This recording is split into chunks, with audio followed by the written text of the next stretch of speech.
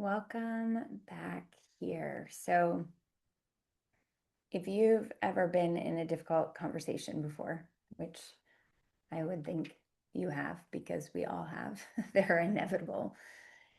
Anger definitely has a way of seeping in and taking over conversations very quickly. And sometimes we know exactly why we're angry, but often we don't. And we just know, right, that something is off. It just doesn't feel good. And because we haven't slowed down enough to understand what's happening inside us, our anger comes out in all different ways. We can become passive aggressive, we can shut down, we can lash out, we can dodge, we can over explain, we can lie, right? We just can say things that we don't actually mean. And then later we think, ugh, that's not what I wanted to say. So today I wanted to talk about what to do when you're angry, but you can't quite articulate why, and how to express yourself honestly instead of reactively. So there is a Buddhist teaching about the two arrows, which maybe you've heard of. So the Buddha taught that when painful things happen, we are struck by a first arrow, right? Maybe someone says something hurtful. Maybe we feel misunderstood. Maybe our expectations aren't being met. Pain arises in that moment. That is the first arrow. But then we often shoot ourselves with a second arrow. We judge ourselves for being angry. We think, I shouldn't feel this way. What's wrong with me? Why am I so upset? And now we're suffering not only because we're angry, but because we're angry about being angry, right? But anger itself, it's not wrong. It's just anger. It doesn't mean more than any other emotion. It We don't have to make it mean more, right? It doesn't make you a bad person. It doesn't mean you're failing at communication. It means you're human to feel angry. So instead of judging the anger, what we want to do first off in general is just acknowledge it, right? We become more of a compassionate observer. We say to ourselves, I'm angry right now. We feel that sensation of anger and we just turn to ourselves and we just say silently to ourselves, I'm angry right now. And we say, I'm having a big emotional reaction, or I'm having a lot of emotions right now. I'm just really angry.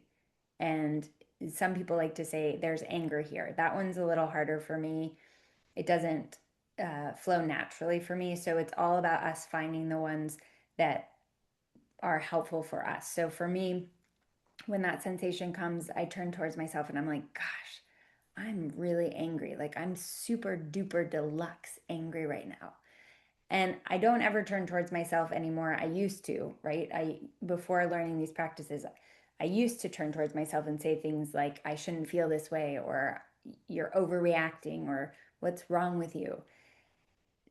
Now we just want to say, I'm angry. We want to own it. We want to own our anger. We want to kind of stand in the power of being angry, because anger, like in Buddhism, there's a light and a dark to each emotion, and anger can be really helpful to us. It can drive us, it can motivate us, it can, pump us up if we're playing a game and we want to win the game, right? And then there's the dark side of anger, and you know, those parts of us, or those parts we don't want to foster necessarily, right? So our work is, can we feel angry without leaning into like the violence of anger, or that the dark side of anger, and the, unhelpful language and the hurtful language.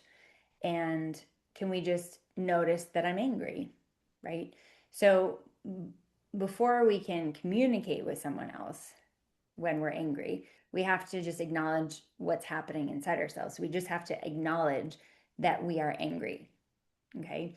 Um, and that can be hard because anger moves really fast and reacting happens almost instantaneously. So we need something to slow the process down so we get to observe and be aware of the fact that we are angry. So, the first part is just noticing anger in the body. So the discomfort in the body, it could just be like tighten your whole body. Your jaw could get really tight. Your stomach could be in knots. Your chest could be pounding. You could be sweating under your armpits. Like, we all have different reactions, but starting to pay attention to what happens to your body when you're angry. Okay. Then when we notice that we're angry, we're just going to acknowledge it and we're just going to be like, I'm angry right now, which can be challenging to do. Okay. Even just being able to acknowledge that we're angry, I think is something to congratulate ourselves on, right? So we acknowledge that we're angry. And then maybe to slow things down, we just rub the earlobe a little bit. Maybe we just, make circles on our sternum and we're just like, I'm angry, feeling angry right now. I'm pretty angry right now. I'm pretty upset, right? Whatever helps you bring yourself back into your body, whatever helps calm the body for you in that moment of just being able to say, like, I'm angry right now. I'm feeling really upset right now. Okay. And while you're doing that, you're going to say those things. Maybe I know why I'm angry. I can be honest about my anger. Ooh, imagine that, right? Being honest about the reason why we're upset. I know why I'm angry. I can say exactly why I'm upset. We can say those things to ourselves because oftentimes what happens is when we are angry, we pretend that we're not angry, and then that creates even more anger, and that creates the difficult communication. It's not that we're bad communicators, it's that we let the emotion take over, and the emotion then dictates our language. But what we're trying to learn is to be able to see the emotion, acknowledge the emotion, talk to it a little differently, change our relationship to it, to be able to say, hey, I see you, I understand why you're there, I feel this way, and I'm just gonna, let myself know I can handle this. Okay. So sometimes we don't need to explain immediately. Sometimes we need to borrow a minute in a difficult conversation when we're angry. And that might sound like, I'm really angry right now, just declaring it in the moment. I'm really angry right now. Or, what you're saying is creating a lot of emotion inside of me right now. I want to listen to you and I'm having a really hard time. I need a minute. And then you step away, right? You can inhale here for 5, hold for 5, exhale for 5. And it's not to make the anger disappear, but what all this is to help yourself return to the conversation so that you can express yourself in a kind, honest, and helpful way. Okay. So often when we come back within a conversation, if we've stepped away or we've taken that moment to, calm our body in the moment so that we have calm words, that's when we can discover a little bit more about like what is beneath this anger.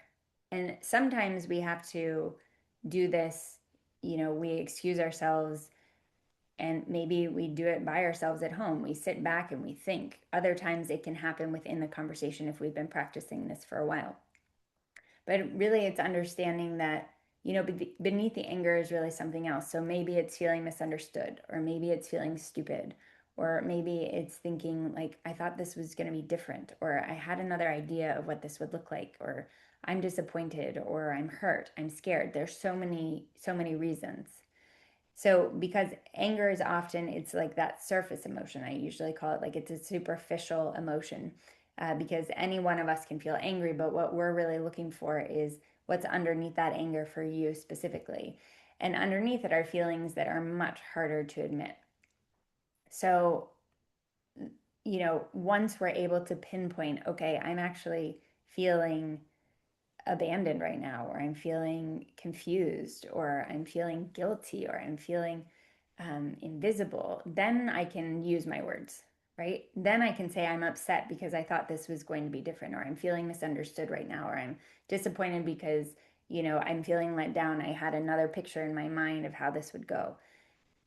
We're not blaming, we're not attacking, we're simply telling what is happening within us, like the experience that we are experiencing with this anger. Okay. So the goal isn't to never get angry. The goal is really to learn how to handle ourselves when the anger shows up, right? How do we handle the emotion so that we can stay in the conversation, so that we can maybe like let ourselves leave the conversation, come back and express ourselves a little more clearly than we could before, right? To be kind, to be honest, to be helpful. And sometimes being helpful means just saying, I need a minute, or simply stating, I'm really angry right now and I can't have a conversation because I'm feeling way too much, that my words aren't coming together, right? So I like to think about it when like being angry in a conversation, really the simple practice is noticing the anger, telling myself, I'm angry right now, I'm feeling really angry right now. I do a practice to calm my body, whether that's rubbing my sternum, my ear, maybe that's an inhale, that's an exhale. And then I think I need to declare my anger, meaning I just need to say, this conversation has me angry right now. I'm feeling really full of emotion right now. And then I know myself whether I can handle that and have a conversation while I'm angry, or do I need to step to the side, handle my anger, come back so that I can have a helpful, kind, honest conversation. So anger doesn't have to destroy conversations. It can actually point us towards something important, but only if we slow down, right? So if you'd like more support with difficult conversations and emotional regulation, I share deeper practices and reflections in my books, in my audio courses, and in the Mindful Communication Insider. And I'd love to hear from you. So when you're angry, what happens? Do you tend to lash out, shut down, become passive aggressive? Leave a comment below, and that way we can be in touch. And if you have questions, I can go ahead and answer them. All right, see you next week.